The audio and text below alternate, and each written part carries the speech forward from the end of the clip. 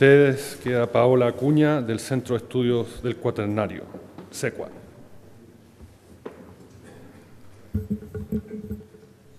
Muy buenos días, muchas gracias por invitarnos, Eduardo, y a ustedes por su asistencia. La participación de SECUA hoy día en este seminario va a dar cuenta un poco de la actividad que el Centro de Investigación Regional ha realizado durante los 2 años posterior al primer seminario de Bacalao. Entonces, el título de la presentación es Avances y desafíos en la investigación asociativa propuesta por SECUA para el estudio de Bacalao a profundidad. Entonces, un poco a mí me preocupó la intervención de don Eduardo ayer al inicio del seminario, porque yo quiero ponerme en la posición de los industriales de que quisieran resultados más pronto. Y créanme que nosotros también, SECUA es un pequeño centro de investigación, si lo comparamos a grandes centros de investigación dependientes de universidades o propiamente a universidades. Nosotros somos un centro de investigación regional, una fundación privada sin fines de lucro, pero con un alto compromiso a la investigación social y a la investigación particularmente pesquera, tanto artesanal como industrial. Entonces, en un análisis del primer Congreso de Bacalao, en un análisis rápido, ahí hay 32 investigaciones que uno como investigador quisiera tener a la mano, resultados para poder implementar planes de manejo, cuotas de captura y poder llegar a decir que una población está colapsada. Yo tengo que asumir que hace 2 años atrás encontré y dije que los investigadores estábamos al debe en Chile como para poder llegar a decir que tal pesquería está colapsada. Hace 2 años lo que más llamaba la atención era el ciclo reproductivo, pero el ciclo reproductivo porque lo que queríamos saber eran los sitios de desove, era una de las grandes preocupaciones. Y también la interacción con predadores. Nosotros como centro de investigación, y dadas nuestras competencias, podemos responder a encontrar unidades poblacionales, a ver una variabilidad genética, una diversidad genética, un tamaño efectivo de población, es decir, genética de poblaciones. El tamaño efectivo de población se puede calcular en forma indirecta a partir de genética de poblaciones y ese ya es un indicador interesante para la pesquería, poder saber cuántos animales hay. Y en esto yo me voy a detener porque hay rostros nuevos de los que había hace 2 años. Uno dice, ¿cuál es la población que hay en esta sala hoy día? No sé, voy a estimar quizás 35 personas. Y yo puedo decir que esta es mi población hoy día. Y yo te voy a decir que no como genetista, porque el tamaño efectivo de la población lo voy a poder calcular solamente con las hembras que están en una edad reproductiva. Eso lo podemos sacar en forma indirecta con la genética. Y es a lo que nosotros nos queremos hacer cargo o nos hemos estado empezando a hacer cargo para poder aportar a los investigadores que deciden, pues me refiero al comité de manejo o al comité científico, al IFOP y también a la subsecretaría de pesca. Podemos determinar la expresión génica con genómica y en esta expresión génica, ¿a qué me refiero? ¿Cómo podría reaccionar el bacalao, aun cuando sea un bacalao a profundidad, ante un efecto de cambio climático? Cuando yo lo postulé me dijeron, pero piensa a qué profundidad vive. No va a haber efecto de cambio climático. No sé si va a haber efecto de cambio climático, pero no come donde duerme y no come donde lo capturan. Entonces, a lo mejor el efecto del cambio climático va a ser sobre su presa o va a ser sobre los juveniles y los pequeñitos. Por tanto, la especie va a tener que adaptarse igual y probablemente cambie también su sitio de ubicación o de localización. No lo sabemos. También podemos hacer histología molecular, que también es una herramienta nueva. Si queremos saber en los ciclos reproductivos, necesitamos tener una escala de madurez sexual. Hoy día no se conoce completa y tampoco hay ninguna que sea de carácter molecular. Y de carácter molecular significa movimiento de proteínas, diferentes estados, más que la escala de madurez histológica que hemos conocido por muchos años. Interesantísimo la interacción con los predadores, que también el centro tiene competencias para trabajar en esto. Y lo que está pintado en azul es lo que en el análisis con mis colegas de comprometernos a empezar a explorar estas áreas que están pintadas en verde, es que nosotros necesitamos también cruzar otros datos y otra información que puede tener IFOP o que tiene IFOP y que también tiene la industria pesquera. Y son las estadísticas pesqueras precisamente y los datos biológicos.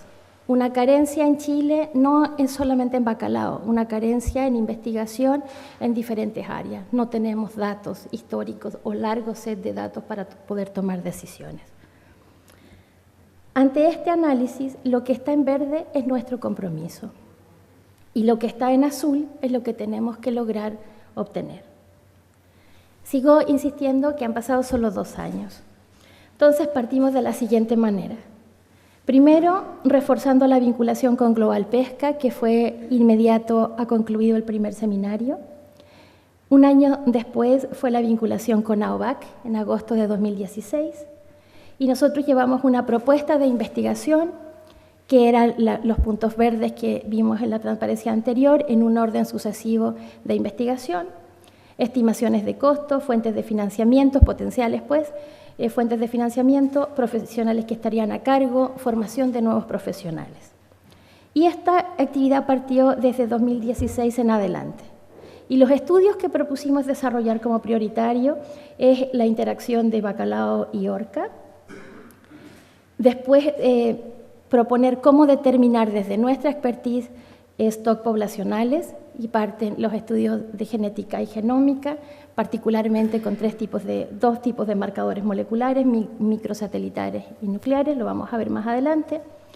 Implementar una técnica también distinta de morfología geométrica, diferente a la morfología tradicional, datos históricos de captura biológica y de la pesquería, y en el mejor de los casos lograr retomar el programa de marcaje y recaptura. En cuanto a la interacción de bacalao y orca y otros mamíferos, lo primero que hicimos fue preparar un material de mamíferos marinos asociado a la captura de bacalao. Algo tremendamente didáctico, con lo que se dio, fue un material que sirvió para hacer calendarios en Global Pesca en estos últimos 2 años, pero uno dice, bueno, ¿y calendarios? Sí, porque por la vista entra y la tripulación de los barcos, cada vez que suben y bajan escaleras se encuentran no son como gigantografías, son un poco no tan grandes, pero la tripulación se va asociando con las características de los animales. Lo mismo está en un manual plastificado, entonces ellos pueden ir revisando, aprendiendo y luego ubicando junto a su actividad pesquera. La misma información salió en un secuarito, nosotros tenemos un suplemento que sale cada 15 días, que es para niños, pero es la misma información que se va bajando a la comunidad en observación de mamíferos, ¿no? Y luego hubo una capacitación a la tripulación de cómo empezar a observar y que ellos también vayan tomando fotografías, porque hasta este momento la fotoidentificación depende del trabajo que hacen los observadores colegas de IFOP. Y entregamos una propuesta de fotoidentificación, la creación y mantención de un catálogo de ID de orca a la Asociación Gremial de Operadores de Bacalao a Profundidad, y esto fue casi simultáneo al estudio de Colton, 2017-2018, y aquí la situación que sucedió es que el colega Paul Tixier, australiano, hizo un muy buen vínculo con nuestro investigador, el maestro Jorge Acevedo, y se llegó a un interesante acuerdo de estudiar las fotografías tanto que tenía Global Pesca como el set de fotografías que nos entrega IFOP, y se suman los colegas de IFOP. Entonces, en definitiva, ahí ustedes pueden ver Instituto Fomento Pesquero también muy preocupado con esta situación de la interacción de orcas y bacalao, SECUA a través del Laboratorio de Predadores Tope, AOBAC y la Universidad de Australia con Paul. Y Eduardo nos adelantó ayer bastante de esto. Hay ya 2 sets fotográficos analizados. El segundo está aún en análisis, en información cruzada, pero tenemos las orcas de tipo 1, fotografías tomadas del Global Pesca 1, son 624 fotografías que corresponden a 27 diferentes individuos, de los cuales 25 ya están identificados. El set fotográfico 2 son orcas del tipo A, del barco Puerto William. Aquí hay alrededor de 1.800 fotografías, 24 individuos y 17 en recaptura. Entonces, con esto nos vamos dando cuenta que el manual de fotoidentificación ya va sirviendo, porque uno vuelve, a la temporada siguiente vuelve a capturar fotografía y ya puede ir viendo en el manual si los animales están volviendo o están en el mismo lugar donde fueron identificados. Y evidentemente, si había 17 recapturas, 7 eran nuevos ejemplares. El set número 2 son orcas del tipo D y son 111 fotografías, 8 individuos y 7 de ellos ya en el catálogo. Solo para recordarnos, es la orca con morfotipo A, es la orca con morfotipo D. La foto ID nos va a permitir entender la dinámica de las orcas en los mares del sur de Chile. Por ejemplo, ¿qué podemos aprender? Hasta hace 2 años nosotros pensábamos que íbamos a encontrar solamente morfotipo A. Hoy día sabemos que el morfotipo D también está presente, al igual que sucede en las Islas Cruzat, pero en áreas que son hasta el momento restringidas y bien específicas. ¿Cómo podemos diferenciar ambos morfotipos para las personas que no están asociadas a la temática? El morfotipo A son animales de mayor talla y tienen una mancha ocular que es horizontal al eje del cuerpo, no presentan una coloración amarilla grisácea sobre su superficie o lomo, y su distribución es subantártica. El morfotipo D es muy característico porque presenta una mancha ocular muy pequeñita y no tiene el color gris amarillento. Los morfotipos que se entrecruzan, estos morfotipos, eso es importante, estas poblaciones de orcas no se entrecruzan entre ellos, o es lo que la literatura hoy día nos indica. No hay una, lo que digo que se crucen es que hay una reproducción, que haya reproducción entre un grupo y otro, tienen una distribución espacial y temporal poco clara. Adicionalmente a lo que es la fotoidentificación de orcas, se está recibiendo información de otros cetáceos, como los cachalotes y los calderón, que tienen aletas más cortas y a veces es más complicado observarlos, y aquí evidentemente la capacitación a observadores es algo urgente. Concluida la investigación del doctor Paul Tixier, ha sido un compromiso de SECUA continuar con el programa de fotoidentificación, mantener la vinculación con el IFOP, evidentemente. Este trabajo está a cargo del candidato doctor Jorge Acevedo, del biólogo marino Benjamín Cáceres, y asesorado por el médico veterinario Anelio Aguayo, que es un asesor de SECUA. ¿Qué quiero yo contarles de esto? Algo que nos genera una gran satisfacción es que este vínculo de los métodos que Paul trae y de cómo nosotros, casi en una forma muy rústica, empezamos a trabajar hace 23 años atrás.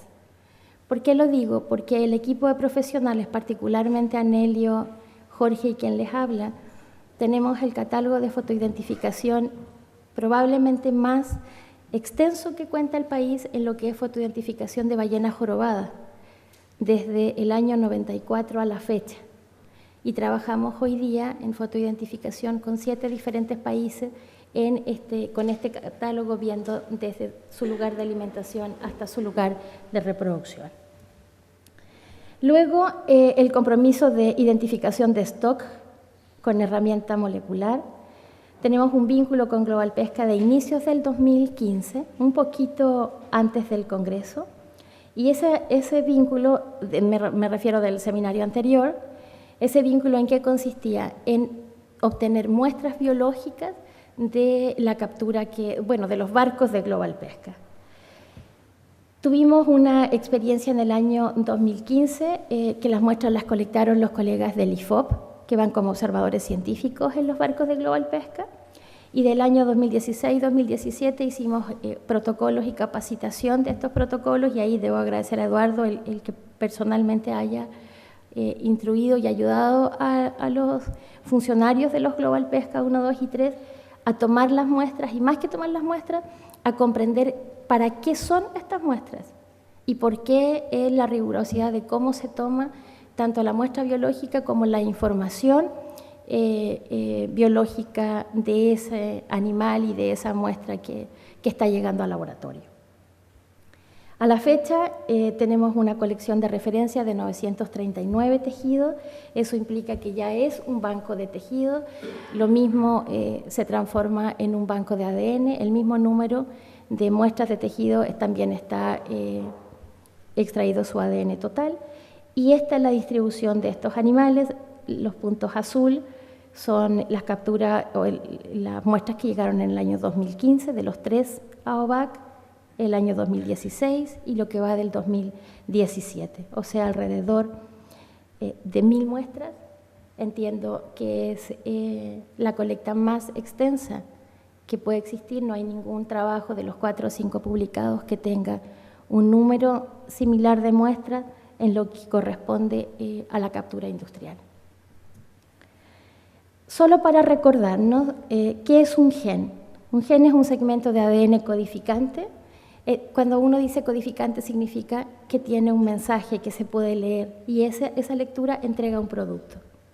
Y entonces tenemos dos tipos de genoma, un genoma que es el mitocondrial, y ese genoma mitocondrial que es circular y está dentro de un organelo celular que se llama mitocondria, tiene 37 genes y participa en la fosforilación oxidativa, pero lo que a nosotros nos interesa saber es que este proceso lo que entrega es energía a la célula. Y el otro genoma es el genoma nuclear, que a diferencia del anterior está compuesto de entre 20 a 25.000 genes y participa en una infinidad de procesos, y esos procesos lo que permiten es el funcionamiento de los organismos. Por eso decimos que es el material heredable, que es el material genético, que es la identidad de cada especie. Los genes, además de los genes, y siendo los genes las estrellas en lo que es la biología molecular y la genética y la genómica, también hay regiones que regulan esta función de los genes. Esas regiones regulatorias son vecinas a donde se encuentra el gen, y su función radica particularmente en la participación que el gen, o sea, en regular esta participación que el gen tiene a través de toda la vida. ¿Qué quiero decir con esto? Que si lo está regulando, la actividad del gen varía poco, y esas variaciones son sobre las que nosotros tenemos que encontrar para ver estas diferencias. Entonces, el ADN mitocondrial, ¿cómo podríamos encontrar stock pesqueros, stock biológicos, unidades reproductivas, unidades ecológicas? Tiene diferentes nombres. ¿Cómo podemos encontrar en realidad núcleos poblacionales que puedan diferenciarse uno de otros? Con el ADN mitocondrial lo que vamos a encontrar es una información de un flujo genético histórico, evolutivo, porque esa información se hereda de la madre a los hijos. Por tanto, nos va a dar una historia pasada de cualquier especie, en este caso del bacalao. Podemos encontrar genes fundadores, es decir, cuáles son los genes que dan origen a poblaciones que podamos diferenciar o distinguir como distintas. Hay una estructura de población, podemos conocer el pool genético completo, y esto es súper importante, sobre todo para los colegas que van a preparar o están trabajando en la acuicultura. ¿Cómo van a elegir los animales que van a ser los pies de cría de un cultivo? ¿Con qué característica genética? ¿Con qué variabilidad y adaptación genética? También nos puede entregar la filogenia de las especies, sabiendo cuáles de estos grupos son más o menos cercanos. Podemos ya empezar a trabajar en productos asociados al producto, como es la denominación de origen o la identificación geográfica y la trazabilidad del producto que se exporta.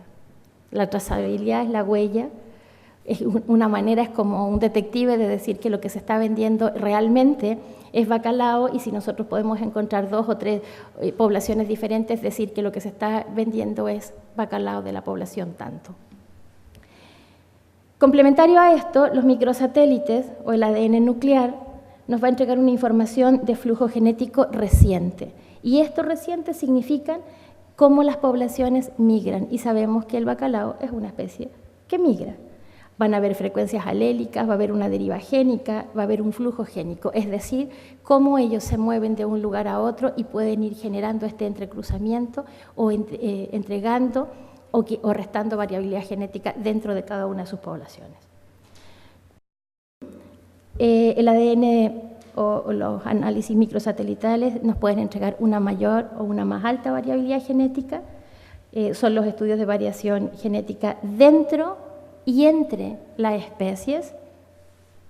Con esto quiero decir que son análisis mucho más específicos que el ADN mitocondrial, y vamos a poder definir unidades o stock de manejo, determinar el origen de los individuos y lo que entiendo hoy día es una gran preocupación, que es la estimación indirecta del tamaño poblacional, o lo que es el tamaño efectivo de población, el NE. Nosotros, cuando conversamos con AOVAC, les dijimos, ideal hacer este estudio mitocondrial, ojalá lleguemos a las 1000 muestras, lo vamos a asociar a los microsatélites. Si ustedes ven ahí, el mitocondrio es el circular, de ahí vamos a elegir algunos genes, no todos. El microsatélite es más acotado, son secuencias en tándem, son las que ustedes ven en azul. Son secuencias altamente repetitivas, por tanto es más específico que el mitocondrial, y ya vimos que tienen funciones diferentes y nos va a entregar resultados diferentes. Y genial sería hacer los SNP, porque los SNP nos van a permitir diferencias entre individuos. ¿Cuánto vale esto? 143 millones de pesos estimados, pero eso es para hacer los análisis, más lo que pone la industria, particularmente en ese momento hablando de AOVAC, de Global Pesca, porque la toma de muestra está estimado en alrededor de 180 a 200 millones de pesos. ¿Por qué yo quería llegar a comentarles esto? Si nosotros como investigadores y en este país presentamos un proyecto que de base nos va a costar una movilidad barco con un arte de pesca que implique 200 millones de pesos, el proyecto está perdido. No hay dinero para eso. Entonces, esta vinculación que es realmente maravillosa entre el mundo privado, bueno, nosotros tenemos un rol público, pero público, privado, es fundamental para poder hacer investigación en el país. Y a ello se vincula el aporte de SECO en cuanto a investigadores capacitados, no muchos, somos un núcleo pequeño, pero también un laboratorio experimental que cuenta con el equipamiento para hacer esta investigación, y vinculación internacional en lo que tiene que ver con secuenciación masiva y algunos equipos con los que no contamos. ¿Cómo empezamos? ¿Cuál era nuestro compromiso? Presentar un pequeño proyecto, partir con los mitocondrios, al FIC regional, al Fondo de Interés Competitivo Regional 2015, como lo hicimos, y lamentablemente el fondo sufrió algunas situaciones y no fue sancionado para ese año, por tanto no hubo canal para investigación. Lo quisimos presentar al Corfo 2016, y ahora ya sabemos que los Corfos que son de interés público competitivo están bajo una nueva definición, que son los PER, los programas estratégicos regionales, y esta región, el programa estratégico regional, apunta al turismo y no a la pesquería, por tanto el proyecto no pudo aplicar. Quisimos postularlo al FONDEF, el FONDEF ahora te pide resultados previos, preliminares, que puedan conducir al resultado, y además cuando al FONDEF y el FONDECID regular también te entrega, también te pide tener artículos publicados en la temática, en la especie u otra. ¿Cuál es nuestra fortaleza en esto? Que mucho de lo que yo les estoy diciendo, mucho y más de lo que yo les estoy diciendo, nosotros lo hicimos, el mismo equipo de profesionales, en la Centolla, el hito de Santolla. ¿Por qué digo esto y más? Porque también determinamos en Centolla el genoma mitocondrial completo. Es la primera especie chilena que lo tiene descrito. Determinamos la escala de madurez sexual tanto molecular como histológica y un chip para trazabilidad de centollas. O sea, son adicionales pues a lo que vamos a hacer en Bacalao.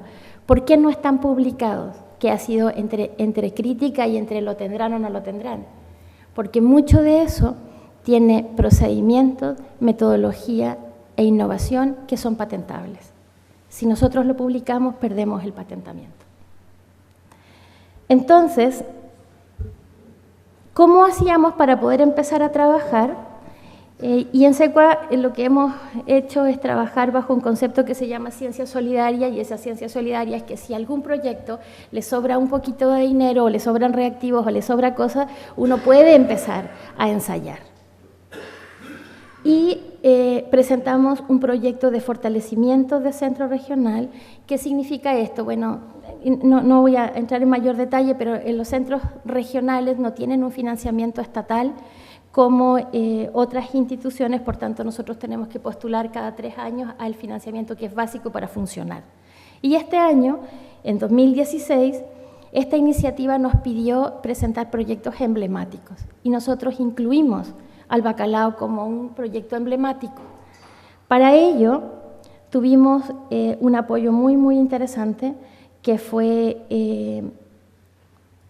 Ese es el proyecto, se llama Investigación Asociativa en Fiordos y Canales, Ciencia con Recursos Públicos y Privados para el Desarrollo Territorial. ¿Y por qué es asociativo? Porque participa Global Pesca, participa OVAC, FITROY y Australis. Es decir, está toda la plataforma buques de la región para hacer monitoreos en diferentes áreas de investigación. Lo que trabajamos con AOVAC y Global Pesca es particularmente con Bacalao. El aporte de Global Pesca, el aporte valorizado, fue de 170 millones de pesos y el aporte de AOVAC, y esto quiero agradecer públicamente, es de 50 millones de pesos pecuniarios. No es fácil convencer a la empresa y que crean en la investigación. El proyecto fue adjudicado y empezamos a trabajar. Y aquí es como contarle a don Eduardo, fue un poco el peregrinar, esto fue aprobado recién este año. Pero lo poco que, o sea, en lo que iba del tiempo de esperar una respuesta, lo que hicimos fue empezar con los marcadores moleculares mitocondriales. Estamos trabajando con 12S, citocromo B y un citocromo oxidasa. Hicimos esto, que son las estandarizaciones de los genes. 16S pasó, el citocromo oxidasa, el citocromo B. Como no teníamos dinero suficiente, hicimos, en acuerdo con Global Pesca, una selección azarosa de muestras y amplificamos los 3 genes. Ahí está la amplificación de algunos ejemplares de los 3 genes. Y hoy día, estoy hablando hace 4 o 5 días atrás, nos llegaron la secuencia de 241 ejemplares para COI, 223 para 16S, y 222 para citocromo oxidasa. Me hubiese encantado decirles si hay diferencias, al menos en estos genes, entre las muestras que ya tenemos. Paralelo a esto, y hablando ahora de genes nucleares, seleccionamos 10 genes nucleares que son los más altamente variables y ya hemos amplificado para 5 de ellos. ¿Cómo elegimos o por qué elegimos estos genes nucleares y mitocondriales?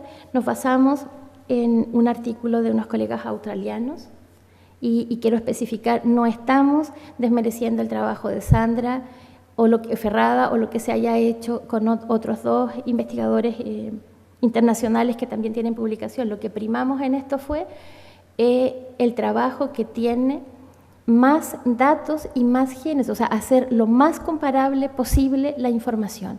Porque la idea que tenemos, y es un poco lo que ha gestionado Eduardo, es el sumar esta investigación o el hacerla complementaria a diferentes países que tengan captura de bacalao y poder hacer un estudio de genética, ojalá de carácter mundial. Se suma al equipo de trabajo Griselda Gallego, que es una estudiante de doctorado. Ella está haciendo la tesis de genética y dinámica poblacional del bacalao a profundidad en la región de Magallanes, Antártica chilena. Es una colega mexicana. Ella está haciendo su tesis en el CIBNOR y en el CICESE, 2 centros mexicanos, y viene a trabajar a SECUA. Sería nuestro 5º estudiante de intercambio, es decir, que trabaja tanto Chile como México para sacar su grado de doctor. Lidera la investigación la doctora Fabiola Arco, la ingeniera Diana Scofield, la ingeniera María de Jesús Friedli, el maestro en ciencias Carlos Olave y quien habla. En cuanto a la morfología geométrica, esta es, también tengo que volver a agradecer a OVAC el que nos crean en esto y que nos ayuden a encontrar el material. ¿Cómo podemos hacer morfología geométrica? Con la cabeza de los animales. Por tanto, es la recolección de muestras que se está haciendo. Y es tan importante porque es un complemento a los datos genéticos. Solo para contarles, la morfología geométrica, a diferencia de la morfología tradicional, trabaja con puntos o landmarks, que son marcas que están en el animal. Por ejemplo, en el caso de la centolla, si ustedes se han dado cuenta, casi en el medio del caparazón tiene una hendidura. Y uno puede pensar, ¿y esa hendidura por qué la tendrá el caparazón así? Es porque abajo de esa hendidura está el corazón del animal. Entonces acá en la cabeza del bacalao también vamos a tener que encontrar la funcionalidad de muchas de sus características del rostro, y lo que hace este método es encontrar estos puntos, sacar las distancias entre ellos, y la muestra cae sobre una planilla graduada como un papel, bueno, se ve muy poco, como un papel milimetrado, y cuando tú haces caer el carácter, o sea, quiero que me entiendan lo que estoy diciendo, cuando le das un peso al carácter, esta planilla se deforma, y eso implica que qué carácter del rostro, en este caso de la cabeza del animal, tiene un mayor peso morfológico para generar una variabilidad. Y después tenemos las formas tipo, y uno podría decir que tiene morfotipos particulares que puedan equivaler a stock o unidades poblacionales. El año 2015 tuvimos un invitado, un investigador mexicano, el colega Guetino, Leonardo Guetino, un chico muy joven que trajo un trabajo bien interesante en el bacalao negro, que no tiene nada que ver con el bacalao, es otra especie, pero fíjense que ellos, haciendo genética mitocondrial y nuclear, en mitocondrial no encontraron diferencias, y en nuclear eran muy leves, pero asociaron esa información a lo que es la morfología geométrica, y ellos pudieron distinguir stock claramente diferentes. Y cuando siguieron ya con esto, y cuando siguen buscando con genética nuclear, ellos ya pueden separar la especie en stock poblacionales. Las aplicaciones, bueno, son diferenciar evidentemente entre poblaciones, podemos diferenciar entre machos y hembras, encontrar diferencias de poblaciones según la distribución geográfica, cambios en la desviación, variaciones en el ciclo de vida. Estas características, o el poder siquiera ya diferenciarlo, nos puede dar una gran información respecto a la dinámica de vida de cada una de estas poblaciones. En cuanto a los datos históricos de captura biológica y de pesquería, Eduardo nos habló ayer de la intranet propia de Global Pesca, y de nuevo va el agradecimiento a Global Pesca y al ingeniero Pablo Infante. A Pablo, en realidad, es hermano de Eduardo. La paciencia que ha tenido para entender qué uno como biólogo necesita y cuáles son los datos que él nos va a proveer para poder cruzar la información genética con esta información que él tiene. Y realmente su información es tremendamente valiosa, porque tienen 14, pero 10 que son continuos, de datos históricos de la pesquería.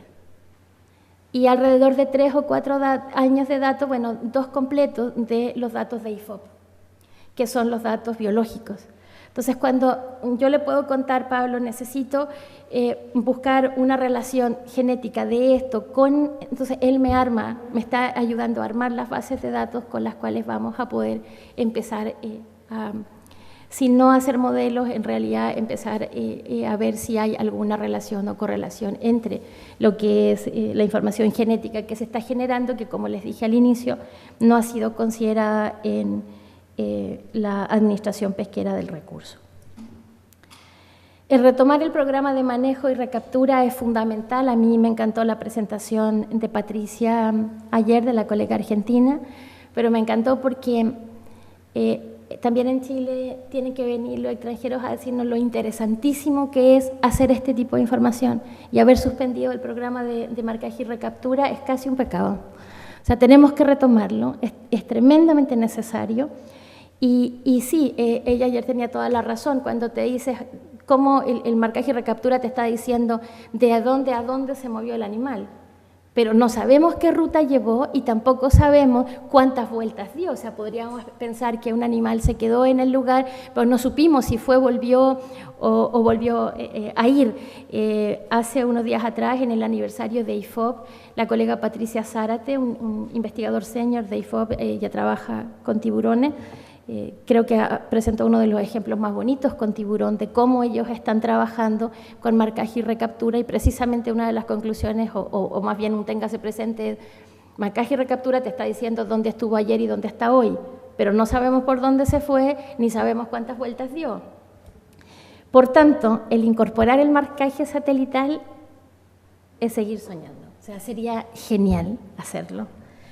Ahora, el marcaje y recaptura tiene obviamente sus objetivos, pero para nosotros como genetistas es el movimiento de los genes. Eso nos completa el ciclo, porque cuando marquemos el animalito, además les vamos a tomar una muestra, entonces ya no vamos a tener muestras de los animales muertos, porque la muestra que tenemos ahora es del animal que fue capturado para pesquería.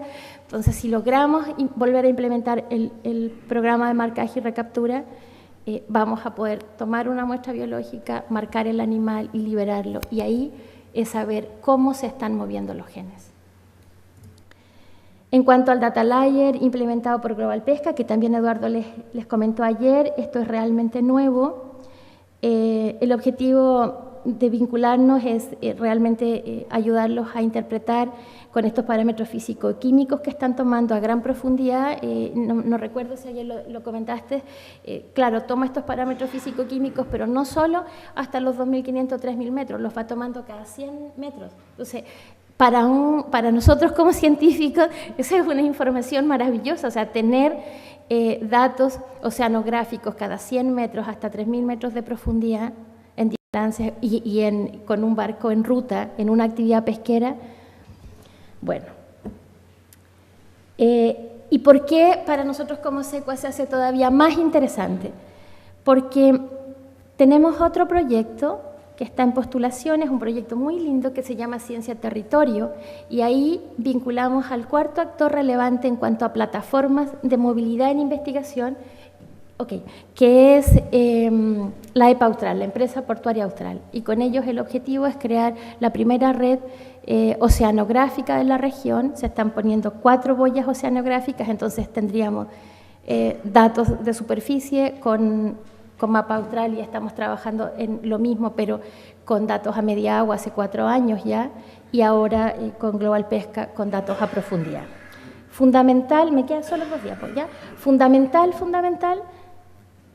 es que la autoridad pesquera, aquí no me quiero confundir, pero comisiones científicas o comités de manejo, comprendan que hay investigaciones nuevas que no están siendo consideradas en los planes de manejo ni en la determinación de normativas.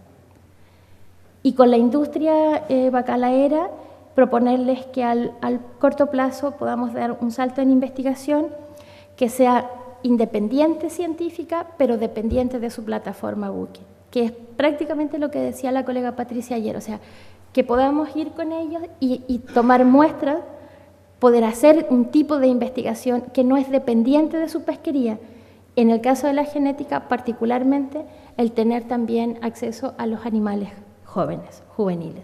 Quiero agradecer, con esto termino, Eduardo, a OVAC, a Global Pesca, al comité organizador de este seminario, al Centro Regional SECUA, al Gobierno Regional de Magallanes, a CONICIT, al Laboratorio de Predadores Tope de SECUA, al Laboratorio de Genética y Genómica Aplicada, de la institución, al Laboratorio de Sistema de Información Geográfica y al profesor Arnelio Aguayo, que es un investigador de INACH, pero es un asesor experto nuestro.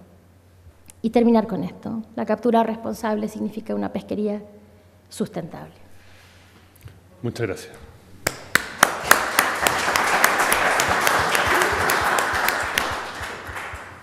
¿Alguna pregunta?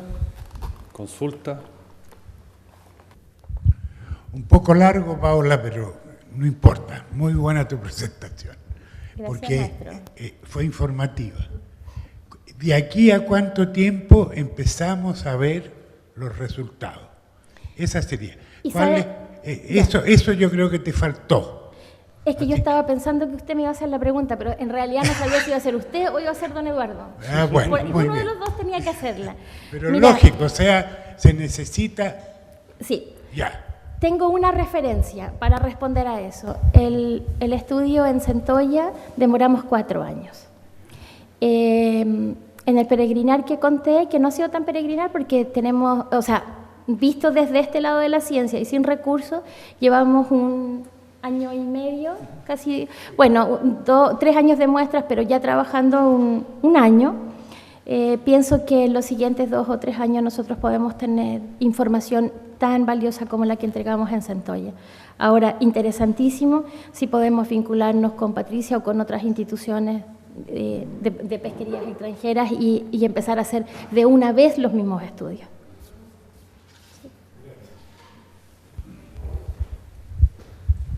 Hola, buenos días. Ya. ¿Sabes? No sé si es pregunta o comentario, pero me quedó la inquietud cuando tú mencionabas la alternativa interesante de usar marcaje satelital. La tecnología hoy día está disponible considerando que esta especie es de profundidad. En el caso pelágico es sencillo, en el caso de cetáceos sabemos que salen a respirar, pero en el caso de bacalao... No sabemos. ya. Entonces, como no sabemos, hay que probar. Una marca es cara, pero hay que arriesgarse a hacerlo. Yo te quiero comentar otra cosa. Fíjate que tampoco sabíamos, a ver si mis colegas que están en esto no me llaman la atención. Por lo mismo de la profundidad, nosotros no sabemos si una cámara fotográfica va a permitir, o sea, esa profundidad va a permitir que una máquina fotográfica funcione y que además permita tener luz. ¿Por qué lo digo? Porque estamos trabajando, otro equipo de investigadores de SECUA, en agregarle valor a la pesquería del bacalao. ¿En qué sentido? En que nosotros no sabemos qué otras especies de interés comercial hay allí. Y a lo mejor la pesquería del bacalao podría ser simultánea en su actividad. Y para esto necesitamos más que el ecosonda, que te va a dar una mancha de un cardumen, si es el caso de los peces, necesitamos ver qué hay. Y hasta hace 2 años atrás esto no era posible, y hoy día yo te cuento que sí tenemos una cámara fotográfica que va a permitir llegar a esa profundidad. Entonces, si eso que era más difícil se puede, tenemos que probar con una marca satelital. Paola, felicitaciones y todo el esfuerzo que hace SECUA. Quiero complementar lo que dijo acá el colega, que existen, y lo hago público, unos data loggers que se entregan intraperitoneal, por ejemplo. Tú puedes subir el bicho, ¿cierto? Mantenerlo en, imagino, tipo para que de ustedes la infraestructura está, y luego ese data logger, ¿cierto? Que tiene uno lo setea de acuerdo a la duración que uno quiera. Después se liberan. Claro, y después se liberan. O darlo con la alimentación, unos bolos alimenticios, Sí. y eso se entrega en el bolo. Y hay papers sobre eso, si queréis yo te los mando, ¿cierto? Perfecto. Y han hecho estudios del Vesubio, por ejemplo, en el Atlántico, y los van siguiendo hasta qué profundidades. Son estudios bastante lindos y es posible hacerlo, ¿no? Entonces ahí está la respuesta. Yo sabía en tiburones y también cuando los peces mueren, o sea, que tiene un sistema en que puede liberar la marca para no perderla y poder encontrarlo, ¿no? Pero bueno, tendremos que probar. Yo quería agradecer a Paola su tremenda presentación y compartir con ella el entusiasmo que genera toda esta información que tenemos, parte colectada nosotros y parte desarrollada por ustedes. Y ahora es una lata, pero la verdad es que al final lo que falta son las lucas, Sí. y son cada vez más difíciles de conseguir, como todos los científicos aquí saben. Quisiera hacer un comentario nomás sobre el tema de las cámaras. En Camelat se ha estado haciendo se hizo el año pasado ya se desarrolló de hecho una cámara de video, que se va hasta los 2000 metros y funciona, la desarrollaron creo que no sé si los australianos, los neozelandeses o entre ambos, y se probó en el Mar de Ross el año pasado, funcionó perfectamente bien. Qué maravilla. O sea, el aparato está, nosotros sabemos cuánto cuesta incluso, y la verdad es que, y esto ya dentro de lo anecdótico, ellos empezaron con este tema con las cámaras y con los data loggers. Y nosotros compramos los data loggers porque eran más baratos nomás, pero la tecnología está disponible en cualquier minuto. Excelente. Como usted dice, lo que falta es el dinero, ¿no? Complementando a don Eduardo, Javier Sillán en la Católica del Norte se acaba de comprar un ROV también. ¿Sí? Así que él te puede decir más cuáles son los precios, etcétera.